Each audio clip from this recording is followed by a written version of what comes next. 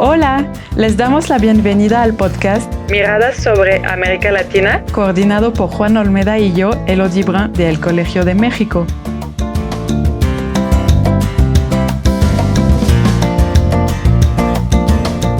Para iniciar el segundo semestre de nuestro podcast, con Juan tenemos el gusto de recibir a Francisco Urdines. Hola, Francisco. Hola, ¿cómo están? Un gusto. Muchas gracias por aceptar nuestra invitación. Francisco es profesor del Instituto de Ciencia Política de la PUC Chile y director del Núcleo Milenio sobre los impactos de China en América Latina, ICLAC, establecido en Santiago. Su investigación se centra en los vínculos entre América Latina y China, desde los flujos económicos, los contactos políticos y las percepciones de algunas poblaciones latinoamericanas acerca del gigante asiático. Entonces, como pueden intuirlo, le vamos a hacer preguntas relativas a la creciente presencia china en nuestra región. La primera va: cuando hablamos de las relaciones entre China y América Latina, existe una percepción un poco generalizada según la cual estos vínculos se concentran en los ámbitos económicos y financieros. Después de 2 décadas de acercamiento acelerado de China con América Latina, ¿estás de acuerdo tú con esta aseveración? Mm, Hola, Elodie, Juan, un gusto estar aquí. Bueno, sí, con la pregunta estoy de acuerdo porque efectivamente lo que concentra hoy la relación es efectivamente lo económico y lo financiero. Lo que sí podríamos agregar es que lo económico y lo financiero, conforme fue pasando el tiempo, se fue transformando en otras cosas. Es decir, hoy la agenda política es mucho más rica que hace 20 años. La cooperación científica, cultural, ha crecido también. Y de hecho, también diríamos que la relación económica y financiera se ha complejizado. Ha pasado por lo menos por 3 fases. Después del ingreso de China a la OMC en 2001, vino un boom comercial, también empujado por el alto precio de las materias primas, y se empezó a hablar mucho de China. En ese entonces, como la voracidad de China por nuestras materias primas estaba generando un empuje en nuestras economías, petróleo, hierro, cobre, soja, carne, etcétera. Pero luego llegaron las inversiones, y las inversiones son hechas por una multiplicidad de empresas muy, muy distintas. Hay privadas y estatales, y dentro de las estatales algunas con mayor y menor control estatal. Y después empezaron a llegar los bancos. Hay bancos políticos, hay bancos comerciales. Entonces esto se volvió una centena de actores interactuando con nuestros países, y se ha vuelto un fenómeno complejo, porque es un fenómeno que nos afecta a todos. Yo donde vivo, que es Chile, la realidad de China es cotidiana. Chile exporta 40% de toda su matriz exportable a China. Es uno de los niveles de dependencia exportable más altos del mundo. Y bien, la presencia de China se ve en la calle, ¿verdad? En los buses eléctricos, en los malls chinos. Es algo que se ha tornado cotidiano. Creo que para ustedes en México aún es un poco menos. Muy interesante este planteo. Y quizá me gustaría retomar uno de los temas que mencionaste acá lo último, porque está vinculado con otra gran cuestión que está en el debate, que tiene que ver con el financiamiento chino a proyectos de infraestructura, ¿no? Que hay en diferentes países de América Latina. Mencionaste el tema de los buses eléctricos, ¿no? Pero sabemos que hay muchos otros, puertos, aeropuertos, carreteras, etcétera. Entonces, quería ver si nos podías contar un poquito más de eso, ¿no? Y también en qué medida estas inversiones, estos desarrollos están transformando la conectividad en América Latina, o sea, al interior de la región, pero también de América Latina con Asia fundamentalmente, ¿no? Sí, en el auge de la UNASUR surgió un proyecto de integración física. Aparte del diagnóstico que había y que existe aún en América Latina, es que nuestra falta de integración tiene que ver con la desintegración estructural, con la desintegración a nivel de infraestructura. Somos la región con el gap de infraestructura más grande del mundo, donde podría avanzarse más en puertos, trenes, ferrovías, puertos. Por lo tanto, en parte China supo ocupar ese espacio, un espacio que nunca ocupó el capital occidental y que Brasil tampoco supo ocupar por diversas razones que podríamos conversar después. Las empresas chinas, empujadas, ayudadas por el financiamiento chino, se empezaron a ser muy competitivas en la ejecución de obra de infraestructura. Los bancos políticos, que principalmente fueron dos, el Banco de Desarrollo de China y el Banco de Exportación e Importación de China, son dos bancos que se crearon para canalizar el crédito a infraestructura, donde el crédito va a los países, pero en cierta forma esta deuda que toman los países es inmediatamente condicionada a la ejecución de una obra. Por lo tanto, se genera un círculo virtuoso, en tanto que China otorga el financiamiento para una obra que luego ejecutan empresas chinas. Y eso en la falta de crédito internacional de América Latina, la dificultad para acceder a crédito barato, fue una gran ventaja comparativa que ellos encontraron para volverse muy competitivos. También las empresas chinas que empezaron a hacer obra pública tuvieron una experiencia muy intensa dentro de China. State Grid y la empresa China Three Gorges, Yechoba, Sinohydro, Power China, entre otras, son empresas que fueron las responsables en los 90 de desarrollar toda la infraestructura que integró las provincias del este más ricas a las del oeste. Entonces traían en su cartera mucha expertise de cómo ejecutar proyectos grandes. Em, lo cierto es que para transformar la conectividad de América Latina aún falta mucho, ¿no? Y yo no diría que China está siendo transformadora como tal, sí diría que es muy importante. Quizá el proyecto emblema del último tiempo ha sido el del puerto de Chancay, en la Argentina. Yo soy argentino, hubo mucho financiamiento, infraestructura a través de crédito canalizado a las provincias, por ejemplo, represas, renovación de trenes, pero en un libro que estoy por publicar dentro de poco explico cómo esto en verdad, digamos, la habilidad de los chinos por financiar infraestructura viene más bien causada por la falta de alternativas y también por el enorme ejercicio de agencia de los gobiernos subnacionales y de las empresas locales. Algo que se sabe más o menos poco es que, por ejemplo, Chancay, que es algo que se ha vuelto tema cotidiano aquí en América del Sur, es un puerto que fue ejecutado gracias a un proyecto privado, que fue una empresa peruana llamada Volcan, que por años buscó un partner hasta que dio con Costco, que fue la que financió el proyecto. Entonces, a veces hay que tener presente que mucha de la historia que estamos contando involucra a actores que no son estatales o por lo menos que no son el Estado central.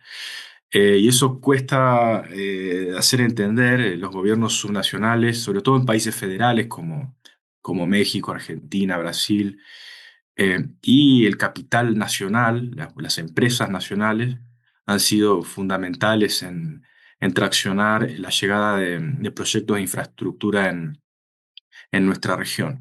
Hoy lo que vemos hacia adelante, hace unos 7, 8 años, el crédito de bancos políticos chinos ha mermado, y lo que se ve hoy es una mayor cantidad de créditos comerciales, de bancos comerciales ordinarios, es decir, bancos que le prestan a los privados. Un banco importante chino en esto es el ICBC, el ICBC, y mucha de la infraestructura que se está financiando es de transición energética. Hay muchísima cantidad de proyectos eólicos, solares, donde hay participación también de empresas locales y joint ventures, y son proyectos tal vez más chicos, mucho menos ambiciosos, no llaman la atención de los diarios, no salen en prensa muchas veces, pero son proyectos transformadores también. Ahí diría sí, Juan, que hay una transformación fundamental, que es que China está empujando con su capital la transición energética de las matrices de algunos de nuestros países de América Latina hacia una mayor capacidad de generación de energía eólica y solar y también hidroeléctrica. Wow, muy interesante tener tu perspectiva para también alejarse de lo que es la mediatización y la concentración de la atención en algunos proyectos en detrimento de otros, como los que acabas de mencionar. Para nuestra audiencia tal vez no tan familiarizada con las relaciones internacionales, la UNASUR fue la Unión de Naciones Suramericanas, una iniciativa de cooperación regional alrededor de la década de los 2010 y que está pasando por una crisis existencial que no es tan común cuando estudiamos organizaciones internacionales, pero eso es otro tema. Sobre el que nos interesa hoy, también es muy común establecer una división entre América del Sur y América Central y México. De hecho, tú mismo hablaste de América del Sur. Cuando hablamos de las relaciones con China, por la presencia e influencia menor de Estados Unidos en América del Sur y también por la diferencia en el tipo de flujos comerciales, ¿no? Si no nos equivocamos, las exportaciones agrícolas y de minerales son menos importantes en los casos de México y América Central. Entonces, si tú estás de acuerdo con esto, sigue siendo cierto. Sí, sigue siendo cierto y cuando respondo lo tengo presente. Yo he estado cooperando, colaborando con académicos en México, del TEC, por ejemplo, y en el libro que he publicado relato que América Latina, en la relación con China, por lo menos, se parece cada vez más a dos regiones separadas. México y América Central, por un lado, donde la influencia económica de China ha crecido, pero no tanto, y donde el peso económico de Estados Unidos se mantiene muy fuerte y se ha intensificado, creo yo, desde el comienzo de la guerra comercial. Y la realidad de América del Sur es muy distinta. Es un escenario donde China ha desplazado a Estados Unidos como principal socio extrarregional económico, incluyendo no solo el comercio, sino las inversiones y en muchas ocasiones el crédito. Y eso inevitablemente se ha traducido de vuelta en que la región se comporta muy distinto según el país que tomes y la subregión que tomes. No existe una política común de la región hacia China por esta misma razón. Y además da la sensación de que esto se va a incrementar. El bloque sudamericano va a acostarse, a recostarse mucho más en su vínculo con China en los próximos años y América Central y México sobre Estados Unidos. Entonces, sí está esta disparidad y bien, el caso mexicano igual es un caso interesante. Ha habido una enorme cantidad de inversión china en los últimos 3 años, en parte buscando triangular bienes que se manufacturan en México y que se reexportan a Estados Unidos, aprovechando el acuerdo de libre comercio. Siento que igual el tema sigue siendo relativamente subexplorado y hay un nicho ahí por analizar. El Núcleo Milenio, el proyecto de investigación que yo lidero aquí en Chile, que es un proyecto que es financiado por el Ministerio de Ciencias por 3 años y que nuclea a más de 20 académicos, tiene un montón de expertos en distintas dinámicas y creo que México aún sigue siendo un tema que tenemos poco cubierto justamente por esa razón. Yo creo entonces que México y América Central son un poquito diferentes en esta tónica del enorme peso económico que China tiene en la región como un todo. Quien viene de vuelta a Chile, a Buenos Aires, a San Pablo, a Lima, verá una presencia china que es cotidiana, que se hace visible ya en la vida de la gente y donde cualquiera que abra un diario en la sección económica tiene una o dos noticias sobre el asunto de tal o cual inversión china y también de asuntos políticos. Por ejemplo, aquí que estamos en plena campaña presidencial y hay elecciones en un par de meses, China es un tema de campaña también. Entonces, en cierta forma, si uno lo puede poner en este término, para la audiencia que imagino que en su mayoría es mexicana, quizá lo que uno ve en América del Sur son realidades adelantadas, es lo que uno verá en México en 3 o 4 años. porque muchas de las cosas que hoy se comentan en México, por ejemplo, la incipiente inversión extranjera directa, es un fenómeno del cual acá en Brasil, por ejemplo, se tiene familiaridad con esto hace 10 o 15 años. Entonces, la intensidad de la relación en México ha ido un poco más lenta y sobre todo está muy mediada por el vínculo con Estados Unidos. Muchas gracias por darnos este panorama. Tocas varios puntos que nos gustaría a lo mejor seguir profundizando. Y quizás mencionar, digamos, ¿no? Que como decís, eh, cosas que en el sur del continente ya son más cotidianas hace tiempo. Aquí en México se han comenzado a ver desde los últimos años, ¿no? Hay, digamos, muchos autos eléctricos chinos circulando por las calles, los buses, ha habido inversiones en diferentes proyectos de infraestructura, pero bueno, claramente en términos del avance todavía no ha tenido tanta penetración como vemos en países de Sudamérica, ¿no? Ahora, un tema que mencionaste y que sin duda ha estado en el centro del debate en los últimos tiempos es la guerra comercial entre China y Estados Unidos, que como sabemos con la llegada de Trump nuevamente a la presidencia ha adquirido nuevamente centralidad, digamos, ¿no? Y en particular también por la decisión de Trump de impulsar esta política muy agresiva de tarifas hacia el resto del mundo.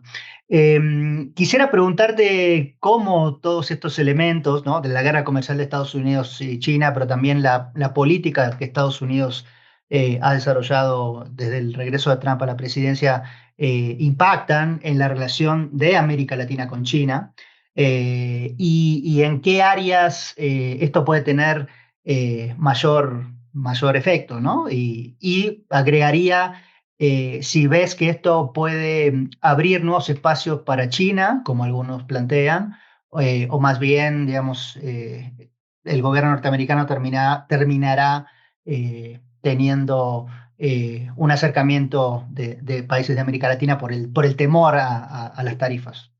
Mm. Sí, bien, el impacto es directo y su magnitud es enorme. La relación que China tiene con América Latina está atravesada por el vínculo de Estados Unidos con su región natural de influencia desde siempre. Eh, lo cierto es que China, sin embargo, no fue una amenaza directa para los intereses de Estados Unidos hasta hace muy poco.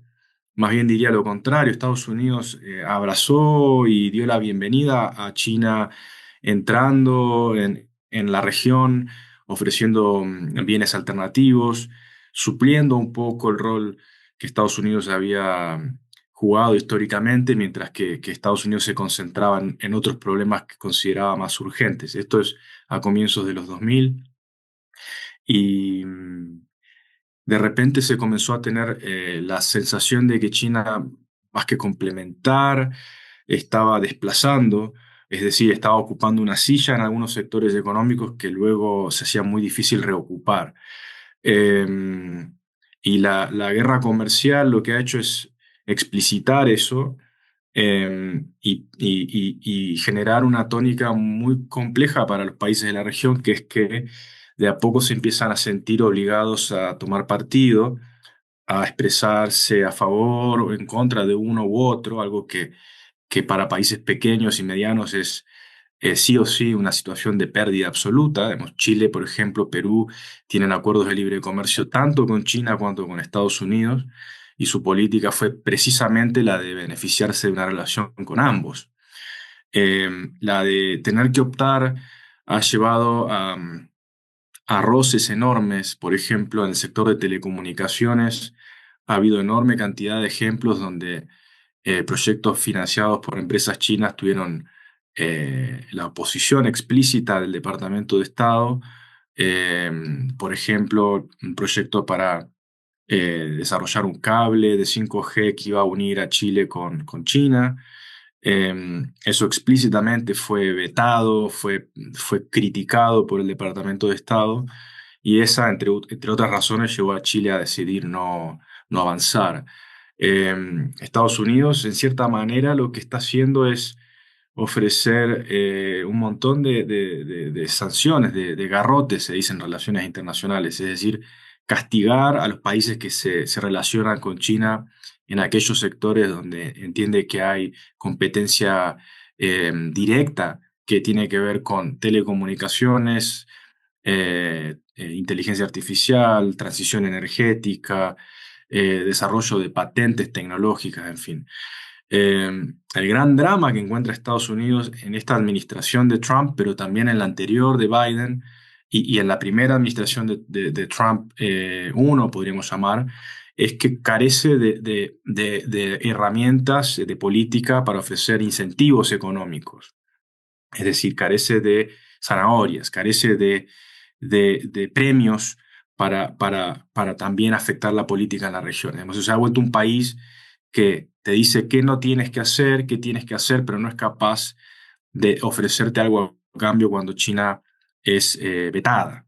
Y eso genera mucho malestar, al menos en América del Sur, eh, porque se ve con impotencia que Estados Unidos no está logrando suplir y ocupar ese espacio que quiere recuperar.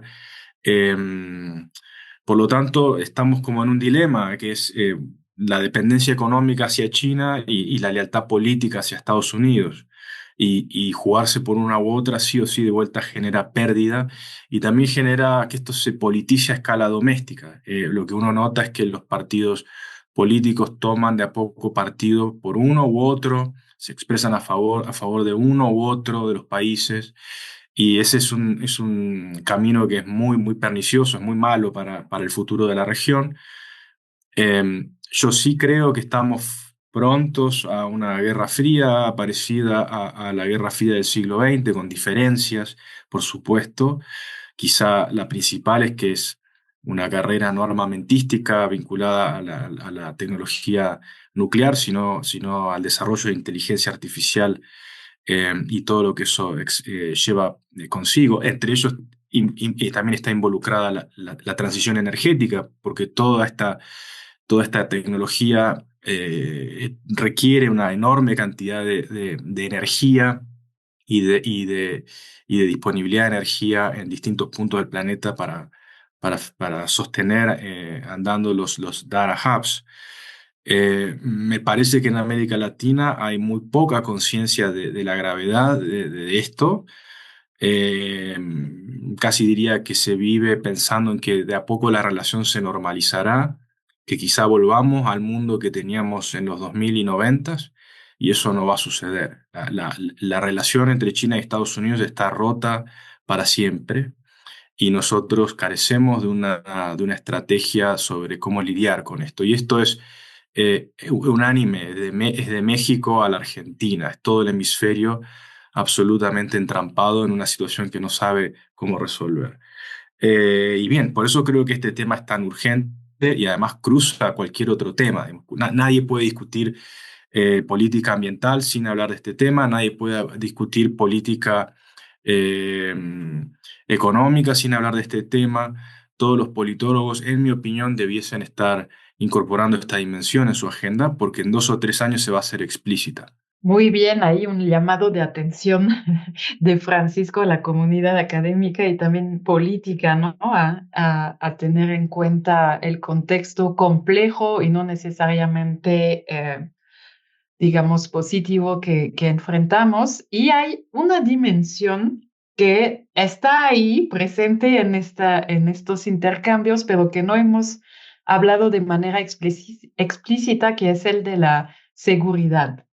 Eh, por ejemplo, si podemos tomar otros casos como la transnacionalización de los carteles de droga, ¿no? En México la cuestión del fentanilo es la del momento, pero es un fenómeno, la transnacionalización mucho más amplio, el auge del comercio ilegal, ¿no? Con la importación masiva de productos chinos, lo mencionaste en el caso de Chile, pero en México es también muy fuerte. Hay todo un debate sobre la gentrificación en México y parte de este debate implica la presencia china en sectores tradicionales de comercio popular. Entonces, en tu opinión, hay también que visibilizar más estas cuestiones de seguridad y cómo tú las estudiarías o cómo tú las entiendes en este momento, en este caso. El gran tema de la seguridad y el rol de China en la seguridad hoy yo creo que es la falta de datos. De hecho, de vuelta, el proyecto este en Chile tuvo y tiene por objetivo juntar información dura, datos, para poder medir todas estas situaciones. De seguridad se puede mencionar, como bien dices, el rol de los proveedores chinos de insumos para la exportación de fentanilo a Estados Unidos. Eso se sabe que existe, pero no está claro cuánto, ni de qué forma, ni existen datos públicos para abordar en detalle esa situación. Tampoco está clara el rol de pesca ilegal o irregular china, en tanto que algunos barcos, algunas barcas no usan bandera china, la usan y no la usan, entran y salen de zonas exclusivas y es un problema grande para los países que tienen costas extensas. También es un problema a la hora de llamar esto de rol de China, en tanto que no siempre es China en tanto que Estado. Estamos hablando de empresarios, de ciudadanos chinos, de gente que pertenece a China de alguna u otra manera, sobre la que es difícil que el Estado se haga responsable. Entonces son casi externalidades, podríamos decir, muy difíciles de manejar. En el sur, aquí en la región, está lo que mencionabas, la enorme presencia de comercio ilegal. O sea, la importación de productos desde China es legal. El problema es un problema de regulación. Mucho de lo que viene no se adecúa, por ejemplo, en Chile a la ley de sellos, que es una ley sobre el contenido alimenticio de los productos. Muchas veces no hay una regulación sobre riesgos de salud de algunos juguetes o de productos que se importan. Prácticamente así como llegan y se bajan del container, se consumen. Y por supuesto que eso también tiene una enorme demanda local. Cualquiera que ha ido a un mercado público, bueno, como Tepitos en México, aquí en Chile hay ferias, toda la venta de productos es en definitiva reventa de manufacturas traídas de China, ¿no? Toda la agenda de seguridad, y por no decirte, Elodie, la agenda de seguridad a nivel estatal, que implica la cooperación militar entre China y América Latina, todavía sigue siendo un tema bastante de nicho. Es decir, estos temas existen y son importantes, pero son aún un poco eclipsados por lo económico y por lo geopolítico. Todo lo que hablamos antes, que es la disputa entre China y Estados Unidos, y la enorme presencia de inversión china, de comercio chino, es tan fuerte que ha eclipsado en parte esta agenda de investigación. Yo creo que hay gente todavía formándose, que en los próximos años va a trabajar en estas agendas, que tiene mucho para explicarnos. O sea, la pregunta de qué papel juegan los actores chinos en América Latina es una pregunta que aún no se ha respondido bien. Bueno, muchísimas gracias, Francisco. Nos has dado un panorama muy interesante sobre muchos temas y también se abren a partir de esto muchas preguntas o muchas líneas para profundizar que a lo mejor en el futuro nos gustaría seguir profundizando, vale la redundancia, y te volveremos ahí a convocar para charlar. Pero bueno, por ahora te queríamos agradecer muchísimo.